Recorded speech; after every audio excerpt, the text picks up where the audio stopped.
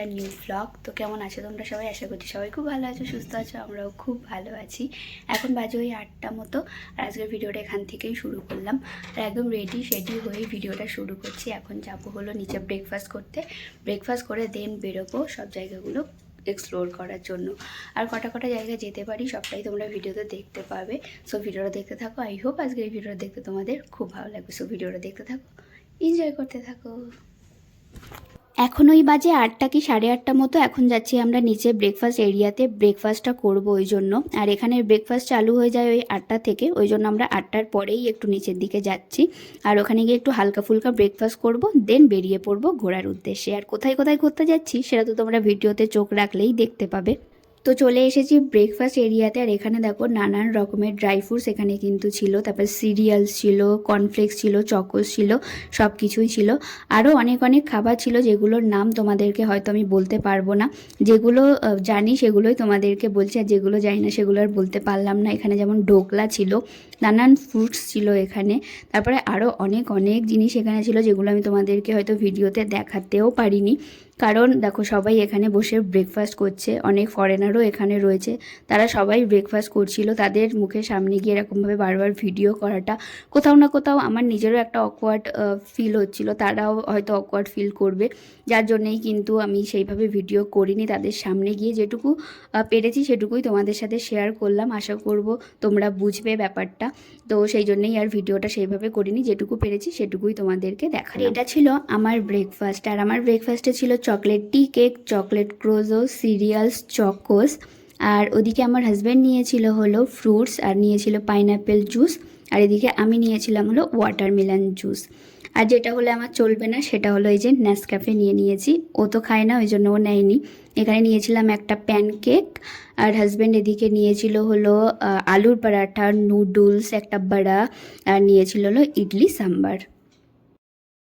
আর এখানে ছিল ধোসা, সাম্বার আর চাটনি। আর এই সব কিছুই কিন্তু আমার হাজব্যান্ড একটু করেই সব কিছু খেয়েছে, আমি কিন্তু কিচ্ছু খাইনি। আমি যেটা খেয়েছিলাম সেটা হলো চকলেট টি কেকটা, চকলেট ক্রোজো, চকোস আর সিরিয়ালস, আর ছিল ওই কফি। এইগুলোই আমি খেয়েছিলাম। আর সব কিছুই আমার হাজব্যান্ড একটু করেই কিন্তু খেয়েছে।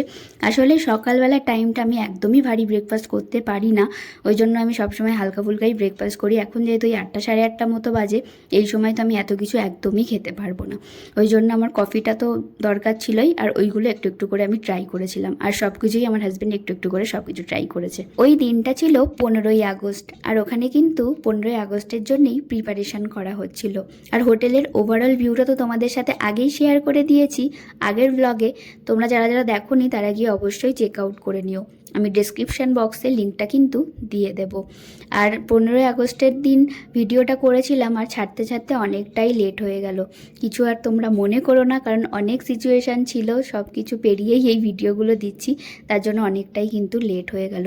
আর 15ই আগস্টের জন্য এখানে এই ফুলটা দিয়ে কত সুন্দর করে ডেকোরেশন করেছিল, বেশ ভালো লাগছিল। তো তার সামনে দুজনে মিলে একটু ছবি তুলে নিলাম। হোটেল থেকে এক পা পেরোলেই কিন্তু ছিল হলো মেট্রো স্টেশন। তো আমরা এখানে মেট্রো স্টেশনে চলে এসেছি। আর আজকের ফুল ট্রিপটা কিন্তু আমরা মেট্রো করেই ঘুরতে চলেছি। আর এই মেট্রো ট্রিপটা কিন্তু আমাদের বেশ ভালো লেগেছে। আর সত্যি কথা বলতে গেলে দিল্লি ট্রিপের জন্য মেট্রো জার্নিটা সব থেকে বেস্ট জার্নি আমার মনে হয়েছে। খুবই কম টাইমে আমরা খুব ভালোভাবে মেট্রোতে করে কিন্তু ঘুরতে পেরেছি, আর যেটা কিন্তু ছিল বেস্ট অপশান। তোমরাও যদি কখনো দিল্লিতে আসো অবশ্যই মেট্রো করেই কিন্তু ঘোরার চেষ্টা করো। এটা সবথেকে বেস্ট অপশান বলেই আমার মনে হয়েছে, আর তোমাদেরও হয়তো বেস্ট অপশান বলেই মনে হবে। যেহেতু 15ই আগস্ট ছিল, চারিদিকে শুধু ইন্ডিয়ান ফ্ল্যাগস দেখে মনটা গর্বে ভরে যাচ্ছিল নিজেদেরকে ইন্ডিয়ান বলে, আর বেশ ভালো লাগছিল। আমরা নেমে পড়েছি আমাদের ফার্স্ট ডেস্টিনেশন, যেটার নাম ছিল অক্ষরধাম টেম্পল। আর এই মেট্রো স্টেশনটা কিন্তু অক্ষরধাম মেট্রো স্টেশন। তো যেতে দূর থেকেই চোখে পড়ে গেল। তো চলো তোমাদের কাছ থেকে দেখাই। তো ওই যে দূরে দেখতে পাচ্ছ যে চূড়াটা, ওটাই কিন্তু ছিল অক্ষরধাম টেম্পল। আর চারিদিকে দেখো সবুজে ঘেরা গাছপালা ছিল, যেটা দেখে আমার সব থেকে বেশি ভালো লেগেছিল দিল্লিতে। চারিদিকে কিন্তু ছিল শুধু সবুজে ঘেরা গাছপালা। অক্ষরধাম মেট্রো স্টেশন থেকে কিন্তু একদমই পাশেই অক্ষরধাম টেম্পলটা। অনেক টোটোওয়ালা অটোওয়ালা তোমাদেরকে জোর করবে টোটোতে বা অটোতে ওঠার জন্য, তোমরা একদমই সেটা করবে না, একদমই বোকা বেনে যাবে। কারণ মেট্রো স্টেশন থেকে অক্ষরধাম টেম্পলটা একদমই কাছে, পায়ে হেঁটে কিন্তু তোমরা চলে আসতে পারবে। অক্ষরধাম টেম্পলের ঢোকার আগেই দেখতে পাচ্ছ চারিদিকে কিন্তু দেওয়া রয়েছে যে ড্রোন বা ক্যামেরা বা ফোন কোনো কিছুই কিন্তু এর ভিতরে অ্যালাউ নেই, স্ট্রিক্টলি কিন্তু বারণ করা রয়েছে, এর ভিতরে কোনো কিছুই নিয়ে যাওয়া যাবে না। চারিদিকে দেখো এরকম ব্যারিকেড মতো করা আছে। এখনও টেম্পলটা অনেকটাই দূরে, অনেক প্রসেস আছে, সেইগুলো কমপ্লিট করে দেন কিন্তু আমরা অক্ষরধাম টেম্পলের দিকে যাব। তো এই দেখো দূর থেকে ওই যে টেম্পল দেখতে পাচ্ছ ওটাই অক্ষরধাম টেম্পল, আর চারিদিকে এরকম ব্যারিকেড করা। আর দূরে যেটা দেখতে পাচ্ছ এটাই হলো কাউন্টার। আর এখানেই কিন্তু ক্যামেরা, ফোন বা ড্রোন যাদের কাছে আছে তারা এখানেই কিন্তু সব কিছু জমা দিতে হবে। আর ব্যাগের ভিতরে যদি টাকা থাকে সেটা তোমাদের অ্যালাউ করবে, তাছাড়া অন্য কোনো ইলেকট্রনিক জিনিস বা হেডফোন বা কোনো কিছুই কিন্তু এর ভিতরে অ্যালাউ করে না, শুধুমাত্র টাকা বা ব্যাগ এগুলোই কিন্তু অ্যালাউ করে। তো আমরা এখানে লাইনে দাঁড়িয়ে পড়েছিলাম, এক সাইডে আমি দাঁড়িয়ে পড়েছিলাম, এক সাইডে আমার হাজব্যান্ডকে দাঁড় করিয়ে দিয়েছিলাম। যে লাইনটা আগে হয়ে যাবে সেখানেই গিয়ে দুজনে দাঁড়িয়ে পড়বো, এটা ভেবেই দুজনে দাঁড়িয়ে পড়েছি। আর এখানেই দেখো সব কিছু কিন্তু জমা নেওয়া হচ্ছে। টেম্পলের ভিতরটা তো তোমাদেরকে ভিডিও করে দেখাতে পারলাম না, কিন্তু কিছু পিকচার ডাউনলোড করেছি ভিতরটা অ্যাকচুয়ালি কেমন ছিল সেটা তোমাদেরকে বোঝানোর জন্য। অক্ষরধাম যেটাকে বিশ্বের সবথেকে বড় হিন্দু মন্দির হিসাবে কিন্তু গর্বিত করা হয়েছে। এই মন্দিরকে গিনেস বুকস অফ ওয়ার্ল্ড রেকর্ডে কিন্তু 2007 সালে সামিল করা হয়েছিল। এই মন্দিরের পুরোটাই কিন্তু ছিল মার্বেলের তৈরি। এখানে কিন্তু স্বামী নারায়ণজির পূজা করা হয়। স্বামী নারায়ণজির যে মূর্তিটা ওখানে ছিল ওটা কিন্তু ছিল পুরোটাই গোল্ড। মন্দিরের ভিতরে এরকম পিকচার তোলা যায়, তো আমরাও একটা পিকচার তুলেছিলাম। আর এগুলোর প্রাইস ওই 100 মতো করে পড়ে। অক্ষরধাম টেম্পলটা দেখার পর আমরা চলে এসেছিলাম মেট্রো স্টেশন, এখান থেকে টিকিট কাটবো। টিকিট কেটে আমরা এখন যাব আমাদের নেক্সট ডেস্টিনেশনের দিকে। আমরা চলে এসেছিলাম আমাদের নেক্সট ডেস্টিনেশন, যেটা ছিল হলো রেড ফোর্ট বা লালকেল্লা। কিন্তু এখানে এসে মনটা একদমই খারাপ হয়ে গেল। অনেকটা আশা নিয়ে এখানে এসেছিলাম, কিন্তু আসা মাত্রই মনটা একদম খারাপ হয়ে গেছে। কারণ এখানে এসে শুনি আজকে এটা বন্ধ, এখানে ঢুকতে দেবে না।